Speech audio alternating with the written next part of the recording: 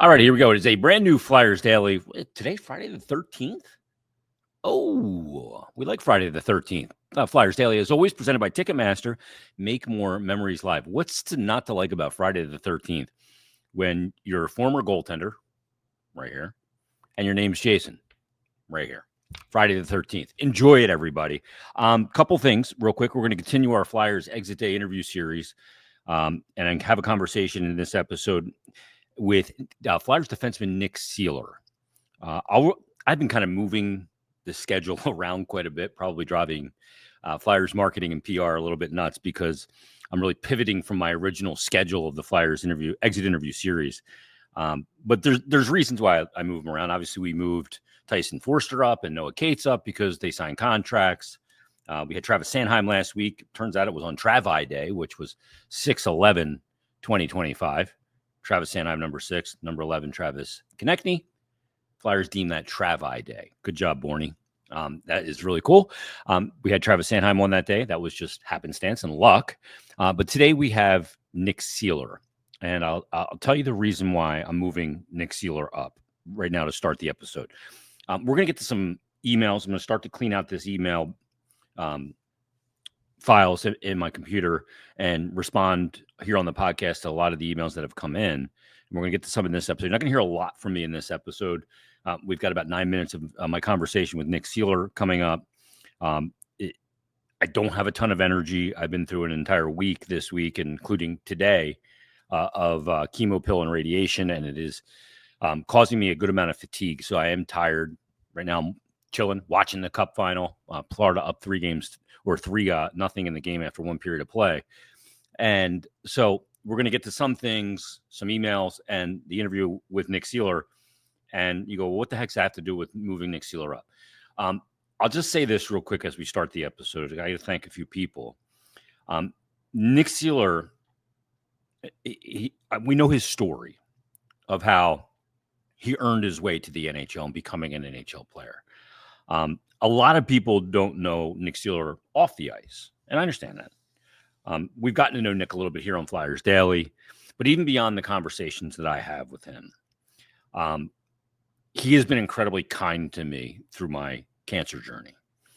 I'm not going to go into full details of the things that he's done because he didn't do it for it to be public, but he's been incredibly compassionate, kind. He is a man who follows his religion and his faith. So we're going to celebrate that on this episode. Nick Seeler, one of those guys that I think it's really important you have on a team, because in sports, a lot of times you need a guy on your team that is your moral compass. And in sports, we tend to lose our moral compass at times. We tend to talk a big game when it comes to morality of sport, morality of life, and the players we want and cheer for. But we don't hold to that morality in times of desperation or in times when you go, well, I'm willing to overlook it because this player is really good. Nick Seeler is a guy that brings a moral compass to a team. And I do think that's important. Now, when I was younger, I wouldn't have thought that was important. I wouldn't even have thought about it, to be honest with you. And obviously with the journey I'm on, I'm facing some things in my mortality, and I have to look at things a little bit differently. And I'm doing that. And it's causing me to be more open-minded, introspective, and lean on my faith, all of those things, to understand why I'm going through what I'm going through. But as I sit here, 53 years of age, graying in my beard, I do think those things, like having a moral compass in a team sport like hockey, is important. I really do. It's why I also think having a guy like, Alexander Barkov is important. People look at his offensive numbers in the finals and they say, he hasn't really done much offensively, but it's a cumulative sport. What he's done is he's kept McDavid and Draisaitl under control, not putting up numbers against, and by proxy, he's a net positive player because he's hindering them from scoring when they would normally score. And even though he is not putting up points, he's preventing the other team from putting up points. I think sometimes we lose sight of that part of it. But Nick Seeler will have our Flyers Exit Day interview coming up in just a couple of minutes. Great conversation with Seals. And I think you guys will find it enjoyable. We had a really good conversation on Wednesday with Travis Sanheim. Really lets you kind of behind the curtain of the man behind the player and how the man started as a boy, became a man, became the player. Nick Seeler's journey is just equally as great to hear about from the source himself, him. So we'll hear from him in just a minute. I got to send out thanks, but I don't know to who. So I got this tweet yesterday morning when I got up from a guy, and he said, hey, your name made it on to the jerseys of the Lehigh Valley Iron Pigs. It's their strikeout for cancer jerseys. And apparently names were submitted. Lehigh Valley Iron Pigs tweeted out a full list of the names featured on the jerseys. There were hundreds of submissions, so names were randomly generated. Here's a look at the jerseys. They're beautiful with the purple. And then you see the names kind of written all over these jerseys. And then in the subsequent picture, there's a list of the names, starting with Tara Curtin and a bunch of people here. And then right here in column number 2, under Joe Costello and Susan Rice, is yours truly, Jason Myrtetus. I don't know who submitted me. I don't know who submitted my name. I sent a note to John Brazier, who's a buddy of mine, actually played beer league with Brazier from the Phillies, and he's going to do some digging with me because I want to thank the person. So if you're the person that sent in for my name to be on the Lehigh Valley Iron Pigs Strikeout for Cancer jerseys, thank you. It's very touching, very meaningful, and I greatly appreciate it. So thanks a lot. I really do appreciate it. Let's get to a couple of emails before we get to Nick Seeler. We've got to start to clean out this email bin. It's overflowing, and I need to get to these. And this first one actually came just yesterday. And it comes from, let me see what the name is. The email sometimes doesn't match the name. It's Vic. He says, hey, Jason, great to hear your voice nearly every day, and you're never far from we listeners' thoughts. I know fans will be fans, and everyone has an opinion. So I want to respond to some negativity out there. In this case, in regards to number 74, of course, that's Owen Tippett. He said, a few things I've learned with the help of Hockey Reference. Hockey Reference is a good site. He said, talking power play is challenging in regards to the Flyers since it's been just so bad. He said, but I found this interesting. Tippett is second on the Flyers team in power play scoring over the past 4 seasons behind only Travis Konechny. This while he only played about 20 games in the 4 seasons ago, 21-22 season since he arrived, and had 0 power play goals in 24-25, where for some reason Rocky Thompson removed him from power play number 1s. Torts didn't step in to correct this move, and that said, he was still 3rd on the roster in power play assists this past season. He said, I think everyone would agree Tippett didn't meet hopes or expectations this past year, but here are a few additional numbers regarding the 24-25 season. On the roster, he was 4th in goals, 5th in assists, 3rd in power play assists, 4th in hits, 2nd in takeaways. He says, does that sound like a one-way player? And this while being an underutilized 11th in team average time on ice, lack of PP1 time, a big drag on time on ice. He said, NHL GMs scour the hockey world for heavy scoring wingers who can leave fans slack-jawed with their high-skill goals. I presume Danny, as a former player, recognizes this in Tippett. Perfect? Of course not. But when I see posts like Tippett and our round 1 22nd draft pick for Marco Rossi or straight trade for Bowen Byram, I shudder. High hopes that the new staff can utilize him more effectively and unlock that confidence you so often rightly talk about. Best wishes to you and yours, Jason. Vic. Great email. And he's one of the guys that I'm really interested to see how he responds to Rick Tocchet.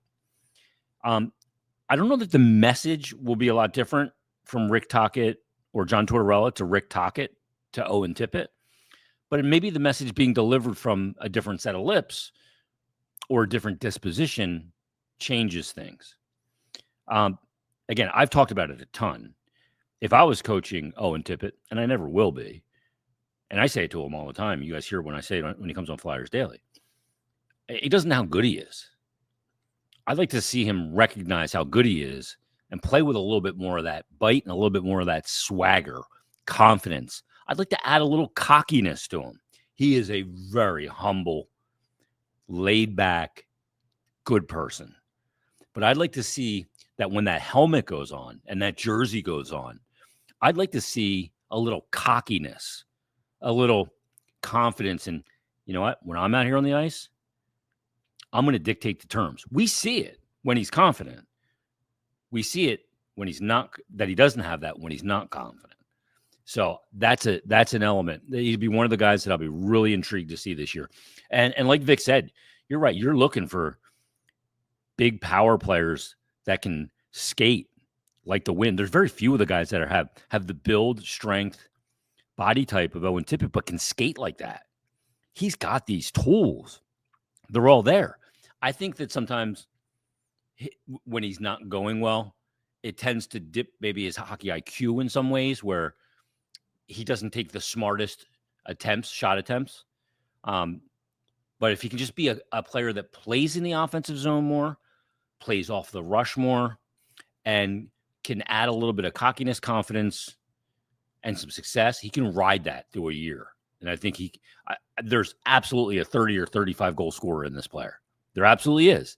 But it's incumbent upon him to like Bill Meltzer, lessen those periods when it's not going well from 12 games to 6 or 7 games and know how good of a player and how skilled you are. That's paramount. This email comes from Judah. It says, hi, Jason. Before I get to my question, I want to say a quick thank you. I live abroad 7 hours ahead and I've gotten used to listening to your podcast when I wake up, which is about 15 minutes after you release it.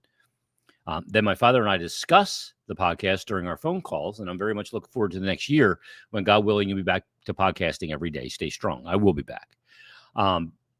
7 hours ahead. I release the audio version at 11:55 every night, the day before the podcast. So like this podcast became available last night at 11:55 Eastern. Why 11:55? Because that's the last allotted time I can get it on just before midnight, where I upload it. And then it appears on YouTube, usually about 12:15 or 12:30. Why do I upload it that early? Because it's a daily podcast and it's people like Judah. I don't know when you wake up.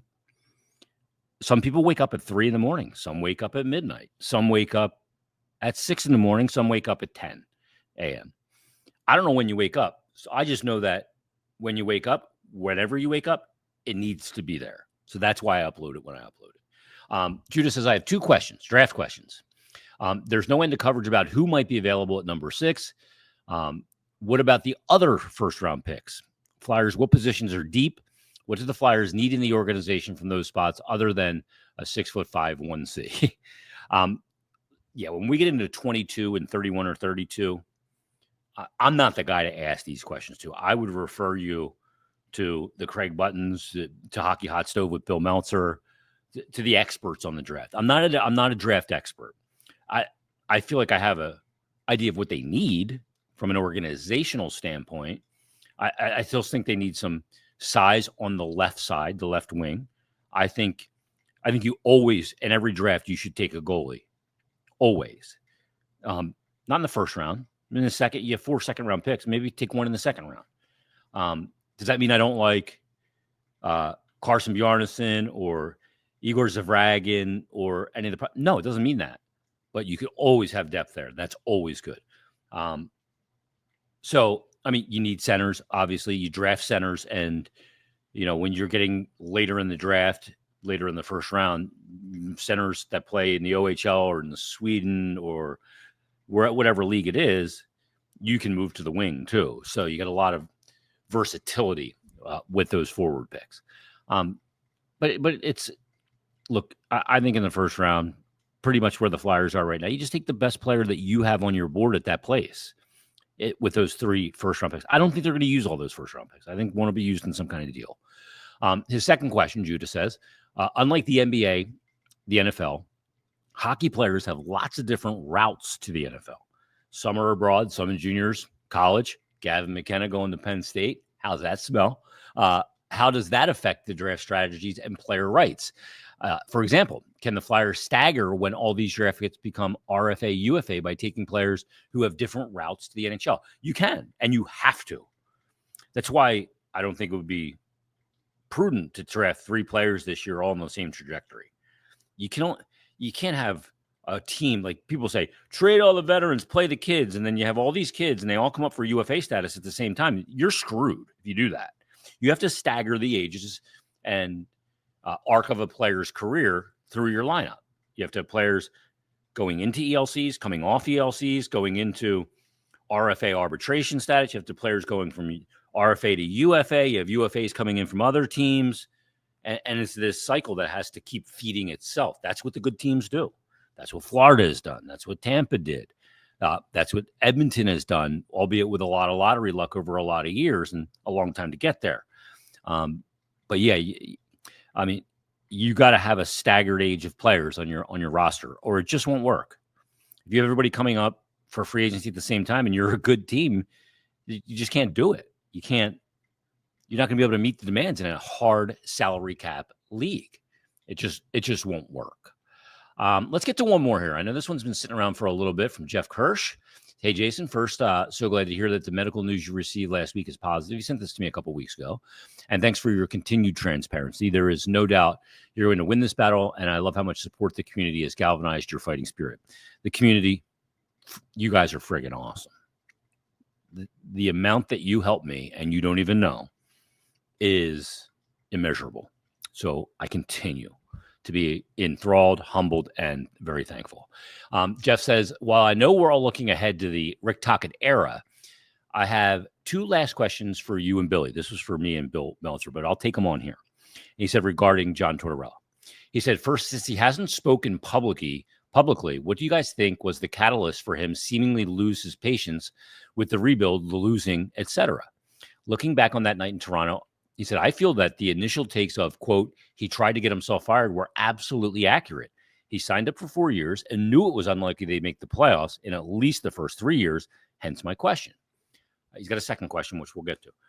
I don't believe John Tortorella for 1 second went out there with the intent to get himself fired. I don't buy that. I don't believe that for a minute. Torts was the guy in the beginning of his tenure and through the first 2 years that said, we can't fall in love with players. We got to stick to the plan. We can't cut corners. We can't try and move too fast. We got to be patient, and we got to find out who's who and what's what and who's a part of this and who's not. And then all of a sudden that did seem to change.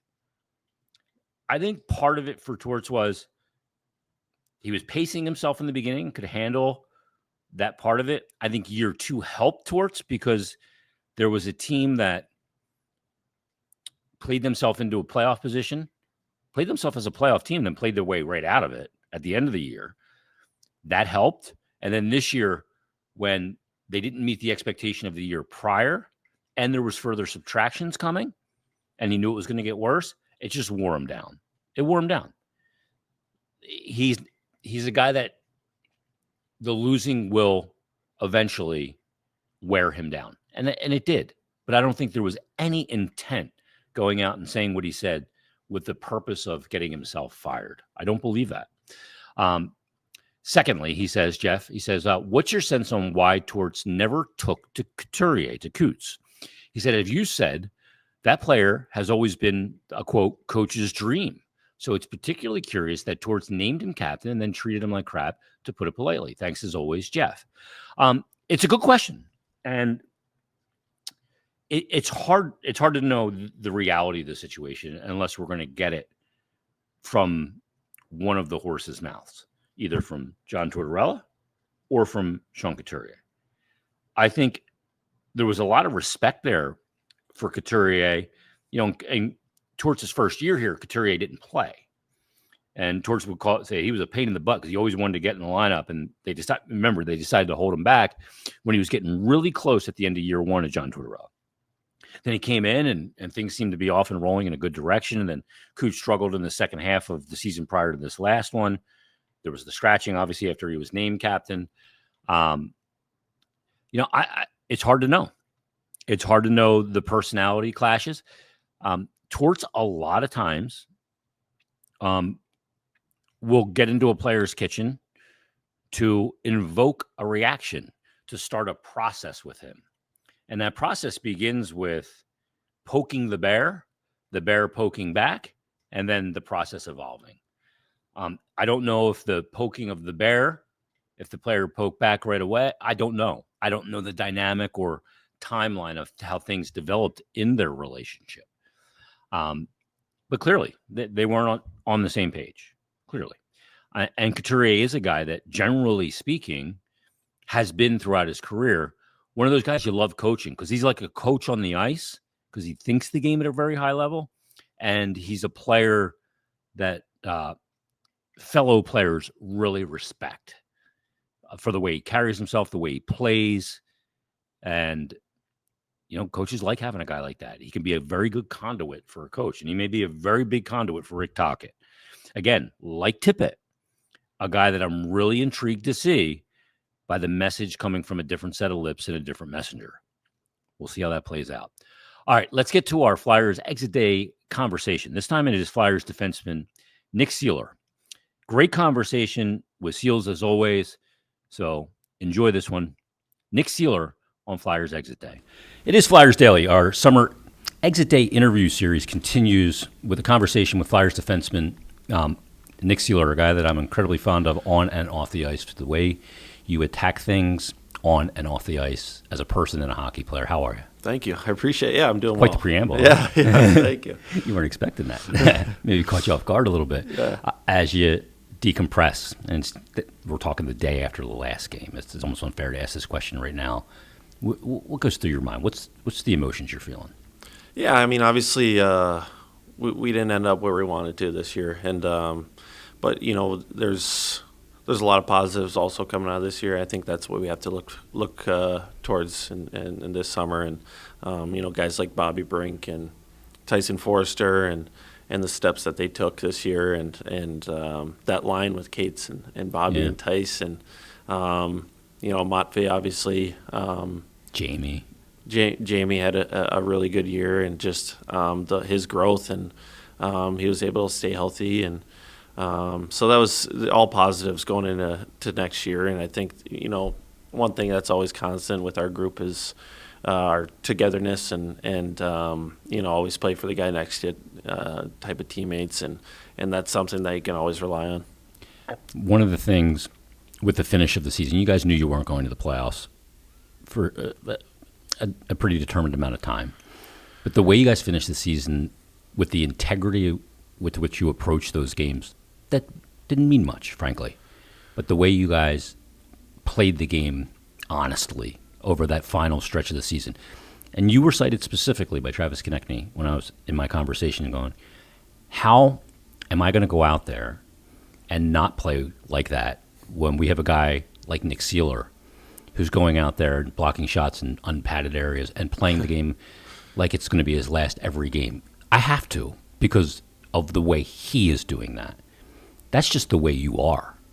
Well, I appreciate that. I mean, I think that's something that is in me. I don't know how to play any other way. It doesn't really matter. That we were where we were in the standings. I think I'm always gonna play the same way. Just compete and competitiveness, and I think we have a lot of guys like that, and TK as well. But you know what? I think when you put on that Flyers jersey, it's that's an honor to put that on, and you have to play the right way. It doesn't matter if you're 9 games left in the season and not making the playoffs. There's something to play for always, and whether that's pride in that uniform or the guy sitting next to you, I think it's really important. And I think we did a good job those last 9 games. I think we stuck together, and there was a few bumps along the way, but I think we played really well. Yeah, and played honest. Yeah. And with integrity. To finish it out with integrity, I think is really important. Do you realize how important that? There's a lot of young players here. There's going to be some more too. How important that is for those players to see that and get that earlier in their career?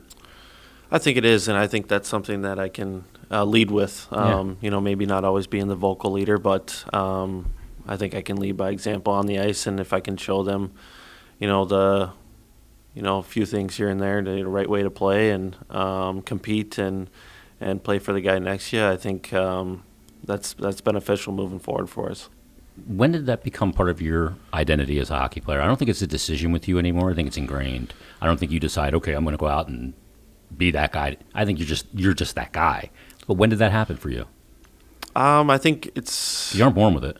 Yeah, right. I think it's something as just my competitiveness growing up, and I think it's pretty much always been there in my career, and something that I've had to do to be successful, especially in this league. It's just my compete level and play an honest game, and so that's something that I can control is how I approach each and every shift, and that won't change. So Yeah, that's one thing I don't think any coach that deploys you ever worries about.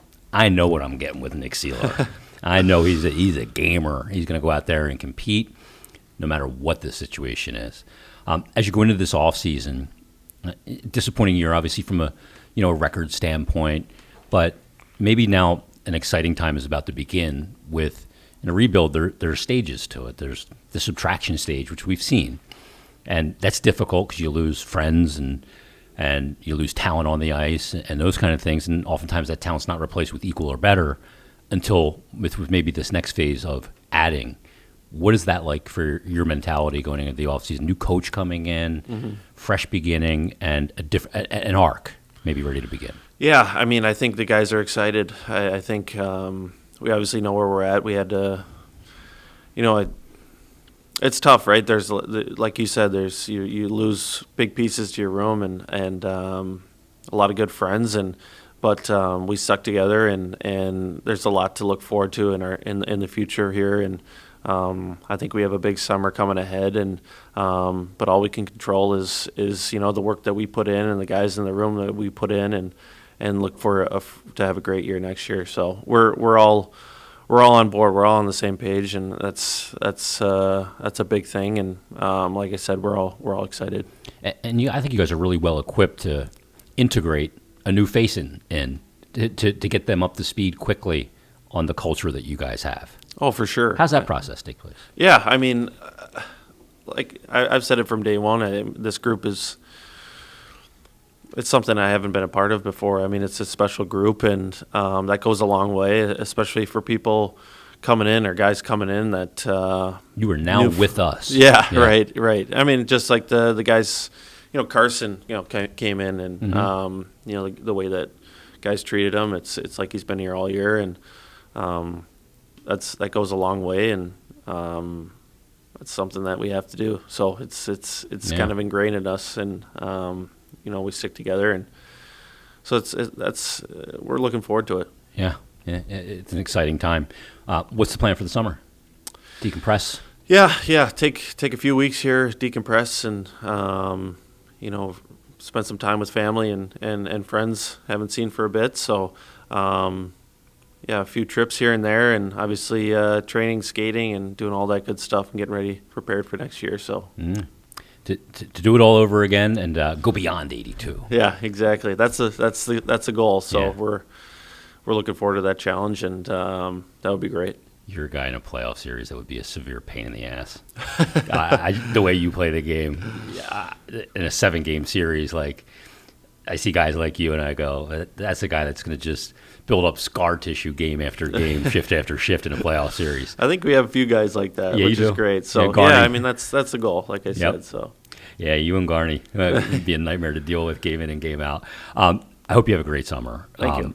And we'll be back here cranking it up sooner than we can even imagine. It happens fast. So thanks for everything this year. I really appreciate it and love our conversations. And enjoy the summer with family, and we'll talk soon. Thank you. I appreciate it. There you go. Flyers defenseman Nick Seeler, as he dropped by for our conversation for the Flyers Exit Day interview series. Hope you guys enjoyed that, and I hope you have a great weekend.